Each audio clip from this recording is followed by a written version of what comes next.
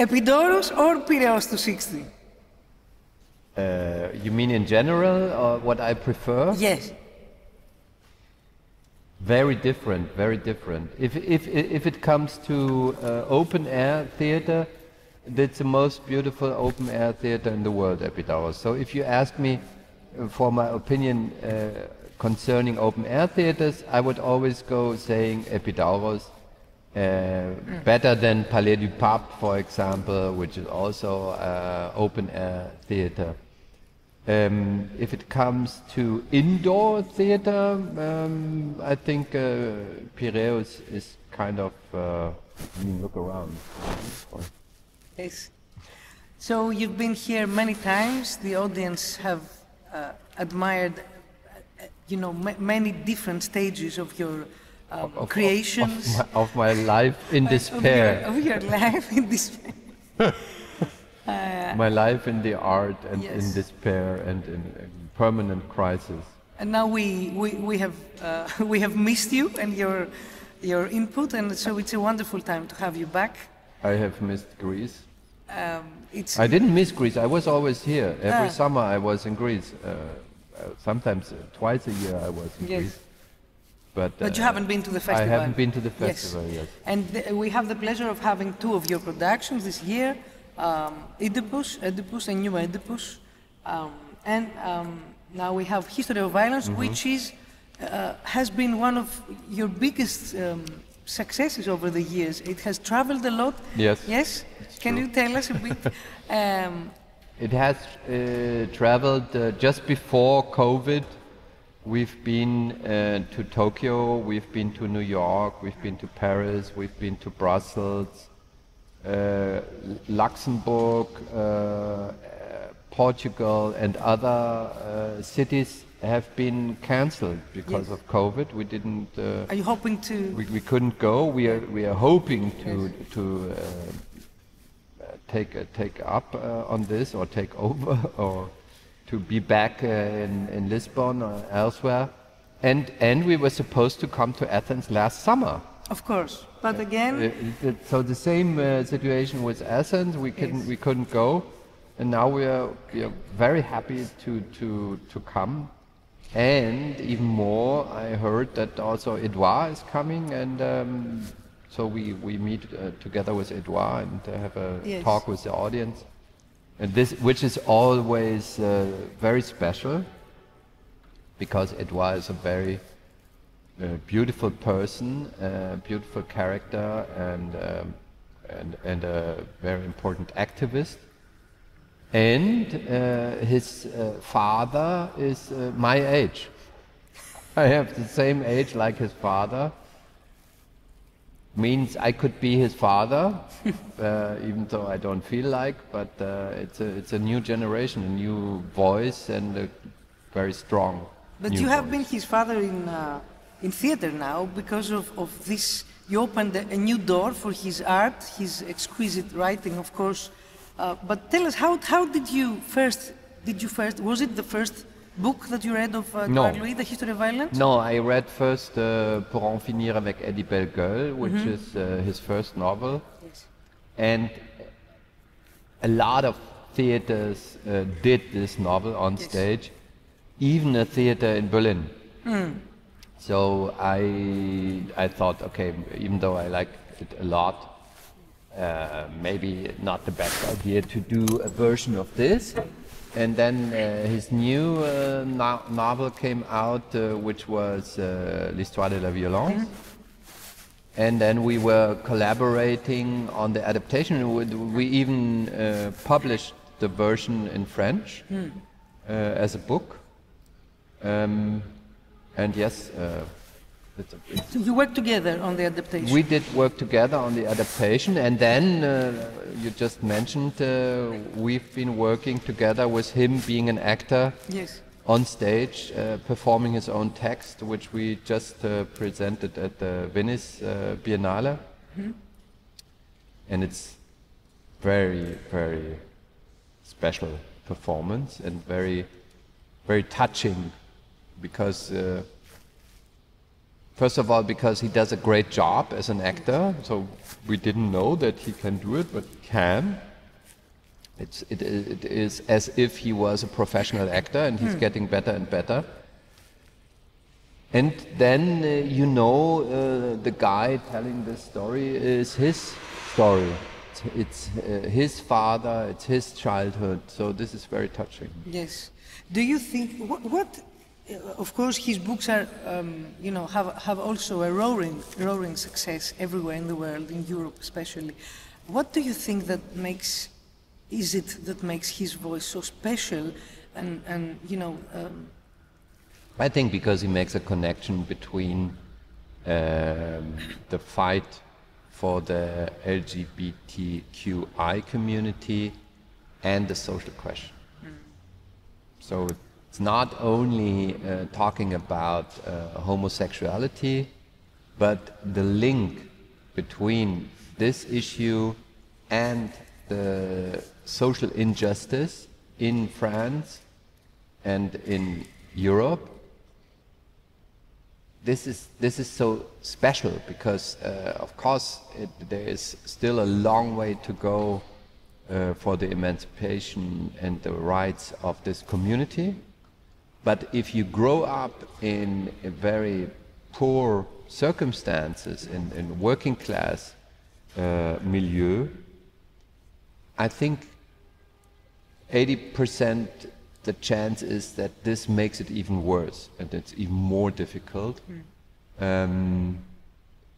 So he gave a lot of young men, women feeling different when it comes to sexuality. He gave them, he is a figure of hope for these people because he gave them a voice. What is the feedback you get after performances? Do they speak to you about the experience? For example, after History of Violence, you've played in so many different places of the world, from Tokyo to New York. What do you have discussions after? Do you? Well, most of the time, people are really shocked, because it's a very shocking story. Could you tell us a bit about the story? It's a story of Edouard bringing a guy home to his apartment. It's on Christmas Eve. And they randomly meet in the street, and this guy talks to him, and Edouard immediately falls into love, in love with this guy. But he's very cautious, so he doesn't not want to bring him upstairs. But then he's so attracted by the other guy that he does. They go upstairs, they make love, they're very passionate with each other. They spend a beautiful night. And in the morning, when Reda, that's a name, he comes from Algeria, his family, from a region which is called Kabylie, which is a region which is not Arabic, but Kabyle. And then the guy wants to leave, and Edouard finds out that he misses his phone and his iPad. So he understands that this guy took his iPad and his phone. So he's been stealing. He's a criminal. And the guy, Reda, takes it as an offense that he says, you're a criminal. And he gets very angry and aggressive.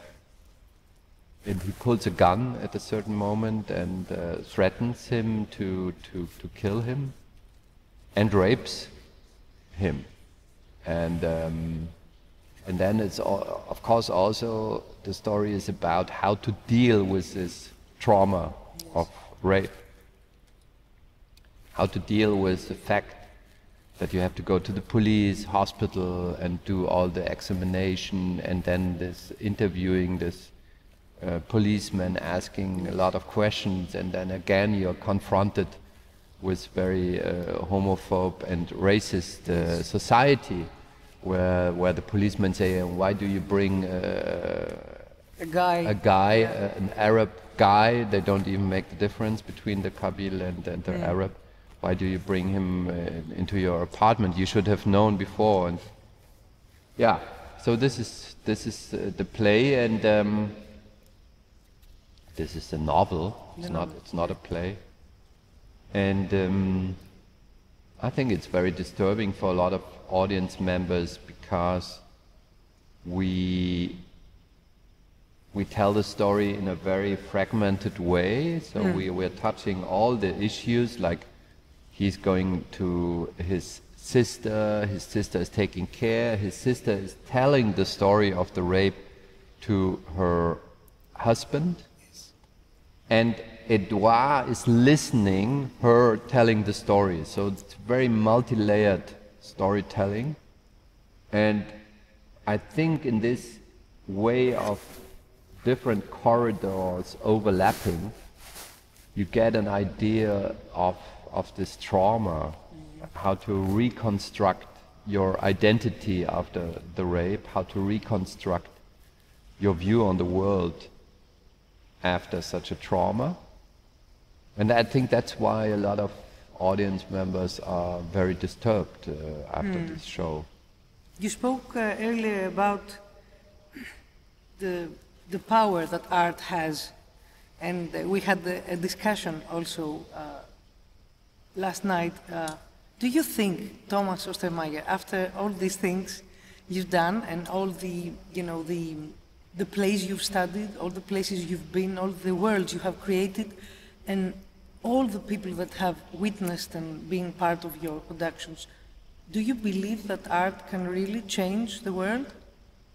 Well, we had an audience talk together with Edouard in Venice after the show, and we were asked the similar question, and I said, I don't think that theater can change the world. I mean, theater is not politics.